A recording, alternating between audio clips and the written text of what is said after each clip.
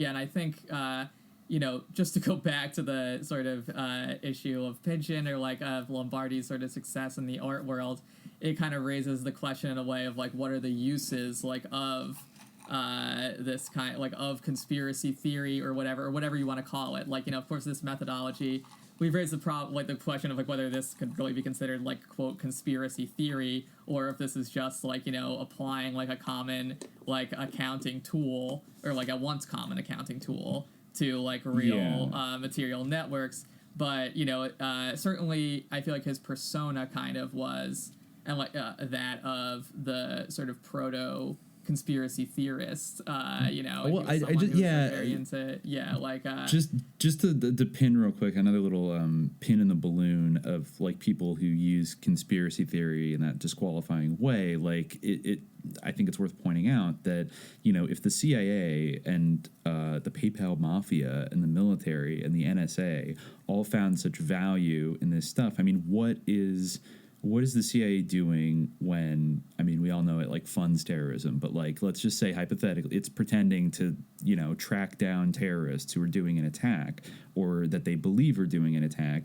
To some degree, they are pursuing a theory of a conspiracy of individuals to do a terrorist attack. I mean, like 9/11 was a conspiracy, no matter what way you cut it. Even if you believe the official story 100%, it was absolutely a conspiracy. And if you didn't have proof of it yet, it would, like, by definition, be a conspiracy theory. But of course, we know like that's not what's really meant by it. It's meant that you're like taking your. I think there's a connotation with like conspiracy theory that you're asserting that like this is the way it is. I've figured it out.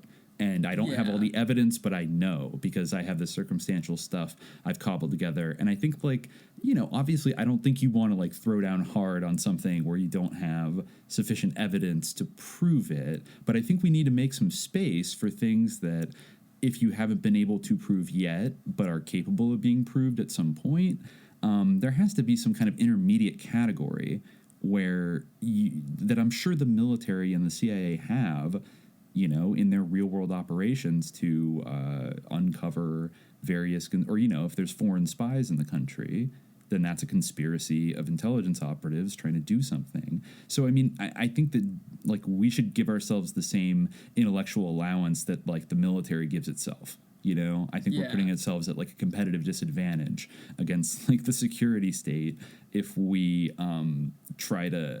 if we develop this reflexive aversion to any kind of anything that implies a conspiracy. Well, yeah, I think that it's very much similar to the conspiracy theory. I think that speaking of 9/11, there's like a very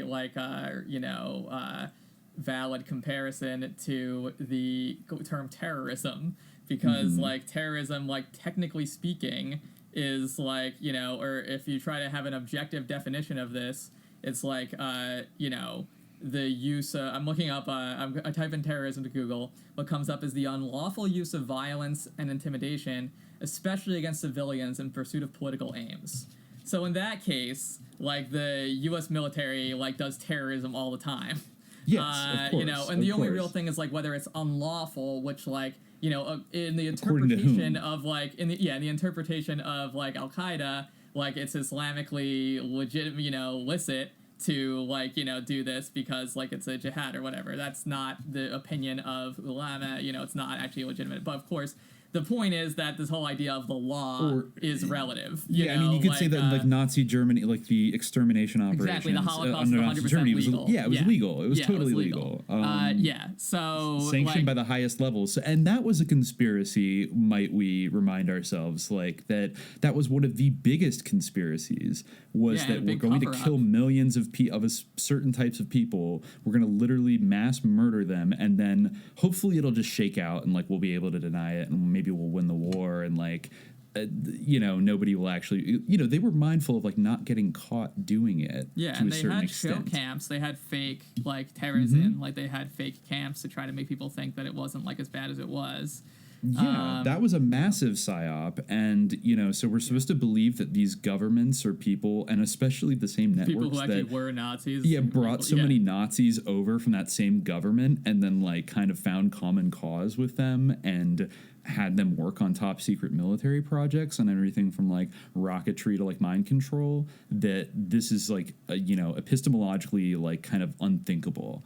That, and I think that's the other thing with conspiracy theories, is that a lot of people, unfortunately, I think in American culture, I think they've been sort of conditioned subtly, but I think the fundamental thing that prevents them is they kind of don't fundamentally believe that powerful people conspire at all. Like, just categorically, that's not how power works. That's not how government works. It's not how business... Because, we're told that hypothetically there are, like, things to, like... there are laws to prevent insider trading. So, like, you can't do that or else you'll get caught. But, like, we know that there's got to be so much, like sly insider trading going on. We saw it during the pandemic. We saw all these senators, like, buying... certain stocks, when they were getting like classified briefings, and then the stock would like skyrocket the next week because they knew what the behavior of the market was. That's just like a very small example, but if we push back against anything on this podcast, I think it would be the idea that powerful people never conspire in secret to like enhance their own power. Yeah, and also like I just feel like the goalposts of what a conspiracy is can always like shift to be like, oh, that wasn't like, for instance, like, just to give a concrete example from like one of these drawings. In 1972, for the first time in 20 years, an Australian Labour Party candidate became the nation's prime minister. Within a brief period, this leader, Go Whitlam, dramatically transformed the political landscape of the country by instituting equal pay for women, legal aid as a universal right, free national health care, free contraceptives, and land rights legislation for Aborigines, eliminating the military draft, university and college fees, and racial quotas for immigration. This is, I'm reading from Global Networks, by the way, from that same publication. Withdrawing all Australian troops from Vietnam and replacing the colonial monkey or Commonwealth government with Australian government moniker. Sorry, I said monkeyer, but that's for our Bigfoot episode. Anyway, and the British anthem, God Save the Queen, with an Australian national anthem. In his zeal to right outstanding wrongs, Whitlam recognized the People's Republic of China, spoke on behalf of Palestinian rights to the United Nations Assembly, and supported an Indian Ocean zone of peace. He also advocated the nationalization of Australia's oil and gas industries and seriously questioned the CIA's longstanding presence in Australia, where it controlled several military installations, including Pine Gap, a top-secret base for monitoring Soviet spy satellites and missile tests, relaying CIA communiques throughout the world, and preparing for nuclear warfare. So strategic was Pine Gap to the agency's overall operation that the CIA director, William Colby, later described the Whitlam government's attempt to limit the U.S. activities there as one of the 3 world crises of his career. In order to keep Whitlam from exposing the CIA's assets, Colby and other agency officials helped mastermind the opposition party's constitutional coup, ousting this labor leader from office in December 1975, the same month that the Pine Gap Treaty between the United States and Australian governments was set up for renewal. One of the ways the CIA is reputed to have affected the shift in power was through a series of payoffs by their de facto subsidiary, the Sydney-based Nugan Hand Bank. Even though Lombardi's drawing dealing with Nugan Hand Bank begins with developments that occurred the same year Whitlam became prime minister, and Whitlam's tragic downfall is an important preamble to the events that unfolded, Lombardi chose not to include a reference to Whitlam in the drawing. More a vehicle for serving the CIA and laundering revenue from heroin operations in the Golden Triangle than a conventional financial institution, Nugan Hand Bank was established in 1973 by an unlikely pair. Frank Nugan, the major player in Lombardi's drawing, whose name appears at the upper left, was an Australian attorney and playboy with mafia connections. Michael John Hand, whose name appears somewhat to the right of Nugan's, was a seasoned Green Beret who fought in Vietnam before becoming a CIA operative training Hmong guerrillas in northern Laos. Together, the two men heading up this business concern oversaw the intricate financial dealings arising from arms shipments, covert paramilitary operations, and moving funds for a variety of underworld figures. They each developed separate areas of expertise. Nugan focused on tax fraud and money laundering, while Hand concentrated on the company's international branches, which were registered as a Cayman Islands corporation. The bank became known for allowing tax-free deposits, paying high interest rates, and maintaining secrecy. Amongst many services, it specialized in money laundering by charging 22 cents on the In the drawing, the company's transactions are represented by two long horizontal timelines. This is an example where there's timelines between which most of the information is diagrammed. The upper one designates Nugan Hand Limited, Sydney, and the lower one Nugan Hand subsidiaries. Ultimately, Nugan Hand functioned as the CIA's conduit for covert payments, and Colby, after retiring as director of this intelligence organization, served as the bank's legal counsel, thus providing it with legitimacy and new contacts. When the delicate balance of maintaining an international conglomerate with relatively few real assets visibly faltered, Nugan was found with a bullet hole in his head, seated in a Mercedes on a country road 100 miles west of Sydney.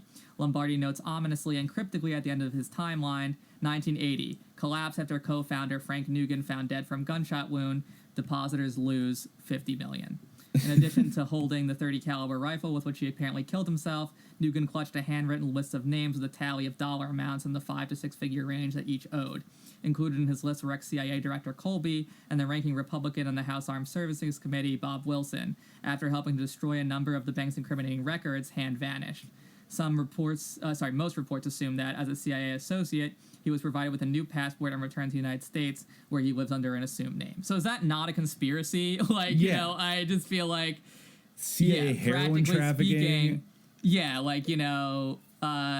And William Colby becoming their legal counsel to give them legitimacy after leaving the CIA. What use is it as a point to insist that that there's not any hard proof that he was aware of anything that was illegal. At a certain point, you do have to use a little bit of critical intuition to look at that. Are all the people who were materially, connected to this financial network, are they not in some way complicit, in the money laundering and the drug trafficking, that is. Yes. The whole the bars of conspiracy can always be shifted, and it's just it can just be used as a pejorative term. Well, people will say that about Watergate, which I have a suspicion was had limited hangouty aspects to it. But in some of these academic papers I read about, where they'll kind of cite, I slightly disagree with his approach, but they'll cite that Watergate was an example of a conspiracy that was real.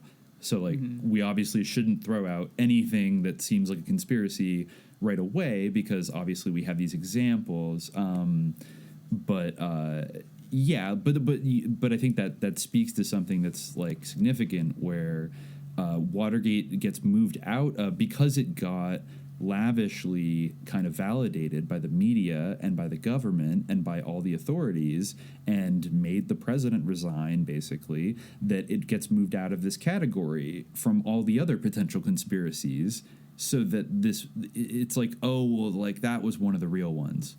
It's every once in a blue moon there's a real conspiracy which we're going to find out about, because then it's going to get totally exposed, because our institutions of power are so accountable. And and then if you bring up Iran-Contra, they might even say that too. Well, yes, that was a conspiracy, but it was totally exposed. So there's something weird where it's if the media ignores it, that's enough for a lot of people to write it off. Because, the Franklin scandal, it's well, there are only a couple articles written about it, and the New York Times said it was a carefully crafted hoax. So there must not be something there. I think now that the media, maybe a part is that, the media has degraded more, as we've gotten to, 2020, that it has lost the ability to project that sort of epistemological certainty about what's real and what's not.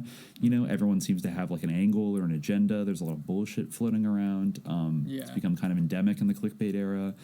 But people still they have this resistance to thinking that if you can prove a conspiracy was real to them, that means it wasn't really a conspiracy, not those other wacky ones, that kind of thing, Yeah, well, it goes back to the great philosopher and alien, expert Tom DeLonge.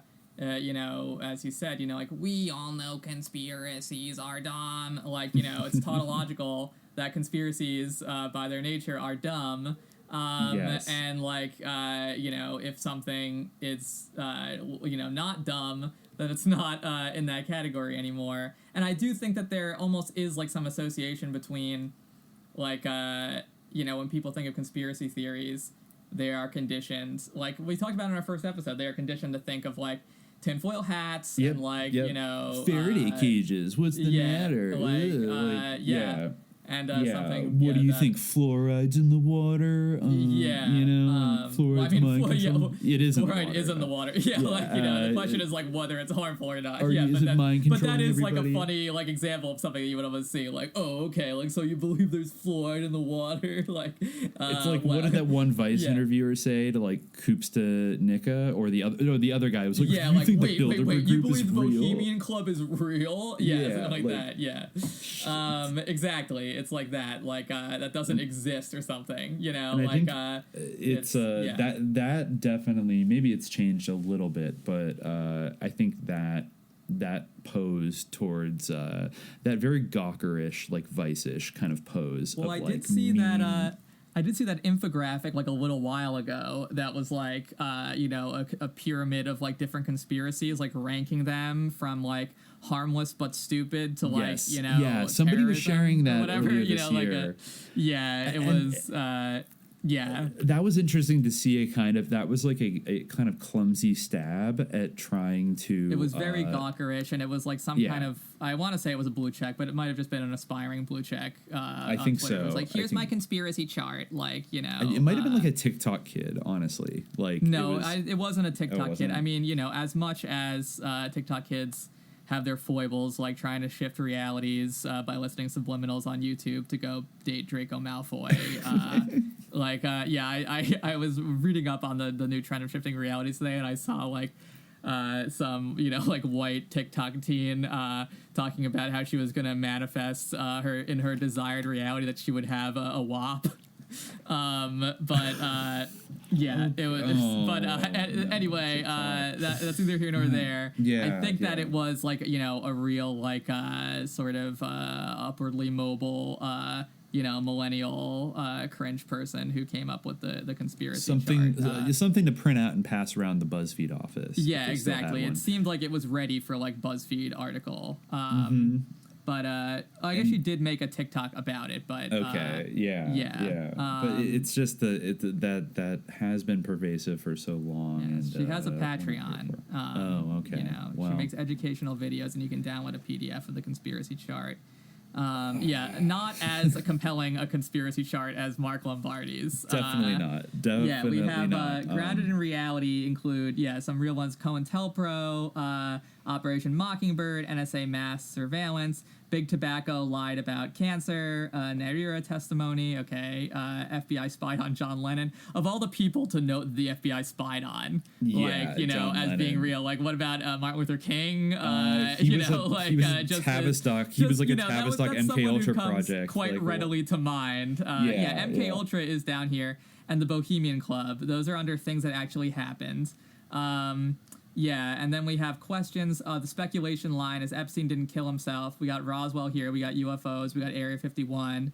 Again, like, I feel like there's a lot of, like there's a lot of redundancy in Roswell, UFOs, and Area 51. And all of those, I don't know if I'd put them on the same line as, like, Epstein didn't kill himself. Like, you're saying, like, potentially that there are aliens flying around is the same as, like, this pedophile billionaire got whacked in jail. Denver International Airport is also here, which is, like, weird, because, like, what about Denver International Airport? Because the conspiracies around Denver International Airport really run the gamut. Same with Area 51. Like, Area 51 is definitely a place. Like, it is real. Like, the question is, like, are there UFOs there? Which I feel like then is, like, fully redundant. So, again, not a lot of thought put into this. Yes. Yes, and then we're... Okay, so this doesn't make any sense to me. We're leaving reality. UFOs are, you know, in the speculation line where it's like, we have questions. Then alien abductions are leaving reality. But I feel like if, you know, like... If one is true, potentially, then... Yeah. I don't know. Crop circles are also leaving reality, which I feel like is, not a lot of thought put into this. Again, we have redundancy where we have Bigfoot, Loch Ness Monster, and cryptids in the same category. I also feel like you can't group all cryptids together, you know, like it's certainly not all cryptids are equally plausible, right? We'll find out in due time. Also, when we do it's borderline. It's borderline Western epistemologically imperialist to deny Bigfoot, but we'll get into that. Science denial is jet fuel doesn't melt still beams. 5G. Okay. That like so This is UFOs a are weird more one that I've never likely heard. than nanothermite Finland charges. doesn't exist. Is on the same. Yeah.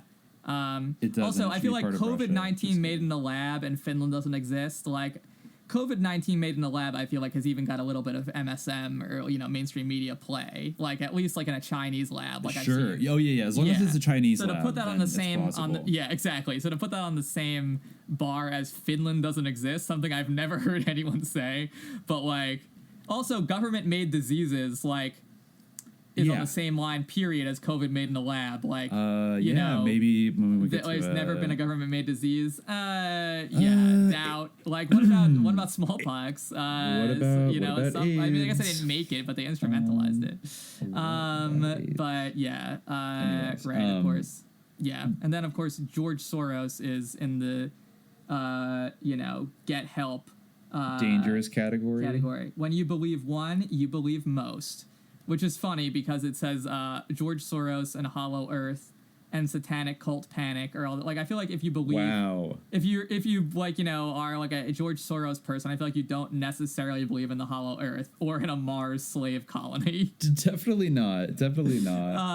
Yeah, like and if you believe that maybe there's a little more, imagine selling this and looking for Patreon money for this. I mean, as someone who does like look for Patreon money, like I just find that not acceptable, and I feel like they just didn't put enough work in. I feel like, not to brag, but I feel like the ET super civilization at the heart of the Milky Way galaxy right now, trying to comprehend like humans who are less than an ant to me when I look at that chart.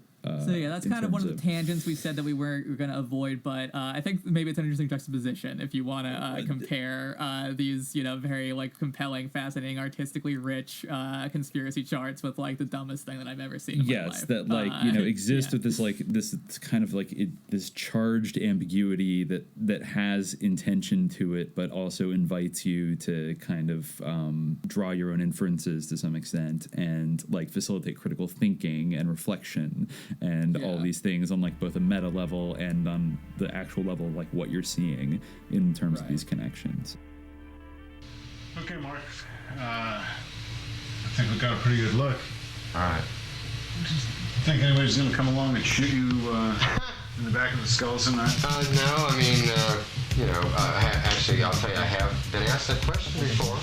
What did you say? Well, I guess my line on it is that there's nothing on any of the charts that I cannot substantiate with a major published source. And the way that I can do that, if someone were to ask me, what does this connection mean? Or are you sure about that?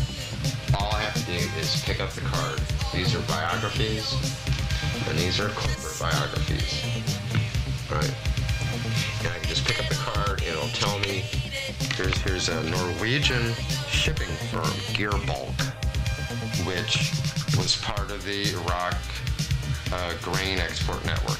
Okay, well, I'm Frankie. So somebody like Gearbulk. I'm Frankie Suzzle's nephew, and I don't care if it's true or not. Right. Okay, so the people who have written the stories that I've derived my information from are still walking around.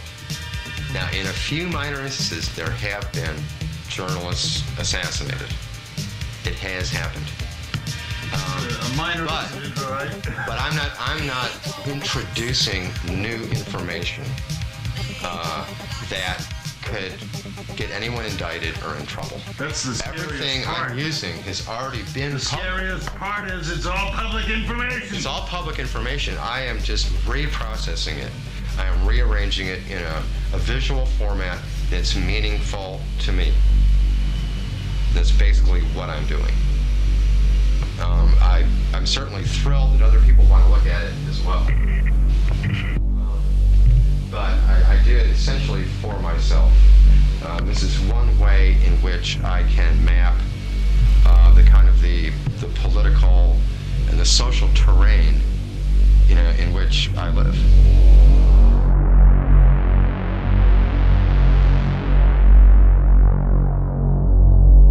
For access to the full-length episode, subscribe to the Hour of Frequency at patreon.com/subliminal jihad.